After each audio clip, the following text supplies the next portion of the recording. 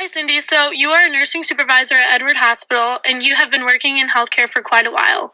How long is it that you've been working at the hospital? I've been at Edward for 30 years.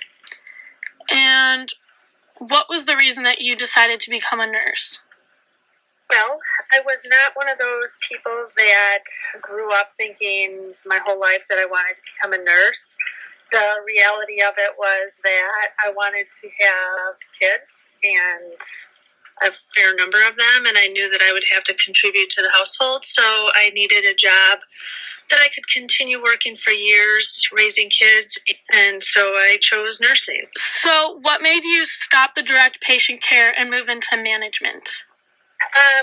Well, I started out working in oncology and really had a hard time with my patients dying, so I went to the emergency room where I really did find my niche. And one day I was tapped on the shoulder, asked if I'd like to help lead the organization into the future, so I took the opportunity. So tell me about what changes you've noticed over the years. Well, one thing that continues to change throughout the years of healthcare are always the staffing ratios. They keep trying to get the right mix of nurses and aides working, or patient care techs. And so sometimes you wind up having a lot of nurses working the floor, and it's only nurses taking care of the patients. Then the nurses get too bogged down, and so they start adding some aides into the mix to help them out. And then all of a sudden they want more patient care given by the nurses again, so they switch it back up. Another thing that I've noticed throughout the years, probably about 25 years ago, our hospital went through something called work redesign. And basically that was somebody that came in and decided that respiratory therapists weren't the only ones that could do respiratory treatments. Lab phlebotomists were not the only ones that could do lab draws. And so they tried to streamline a lot of stuff, and when a patient came into the emergency room, we drew the labs, we gave the breathing treatments, and we did the EKGs, and so we went through that whole thing, which pretty much is still in effect to this day. And that's about it. So there's definitely been a lot of changes in healthcare. Do you think that there's anything wrong with the healthcare system now? There are some issues with payer sources and reimbursement. So what happens is that the reimbursement of the Medicare, Medicaid, and insurance companies continues to decrease while the costs are increasing. People are having a hard time keeping up with the costs of it all, but are still demanding bigger and better outcomes. So give me some ideas of what problems we may run into in the future with the current problems in the healthcare system now.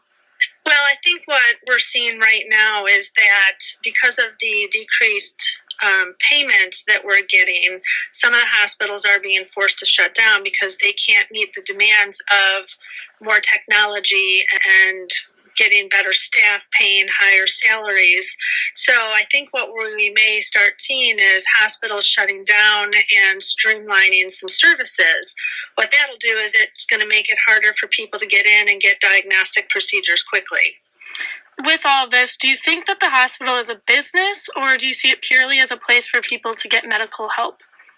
Well, where we're at, I see it as a place for the community to get quality health care. But in order to remain viable in today's market, we have to run it like a business because we want to remain competitive. We want to still get good staff, good employees that come to work, and we want to be able to provide the best services for our community that we can. Speaking about the employees, have you ever noticed anything different in the people that work in the hospital over the years since you've been there for so long? Well, because of the competitive nature of the business, the hospitals want higher educated employees. Where you used to be able to be a nurse with a diploma or an associate degree, we no longer welcome those degrees when nurses are starting at Edward. You have to have a bachelor's degree at a minimum, and lots of people are coming in with their master's prepared. We get a lot of employees that want to continue learning, but with that comes the expectation of no weekends, no holidays, and so we have a little bit of a learning curve when some of the newer staff starts, that they can't just come in and not have to work at the bedside. We're a 24-hour operation, so sometimes we have to tweak some noses to get them to understand why we all have to work as a team. And so other than the people changing that are working in this hospital, how's the general atmosphere? Seems like the patients are more interested and involved in their own health care. The internet makes it so that they can look up symptoms and know what's wrong with them and what treatment they should be getting even before they walk in the door.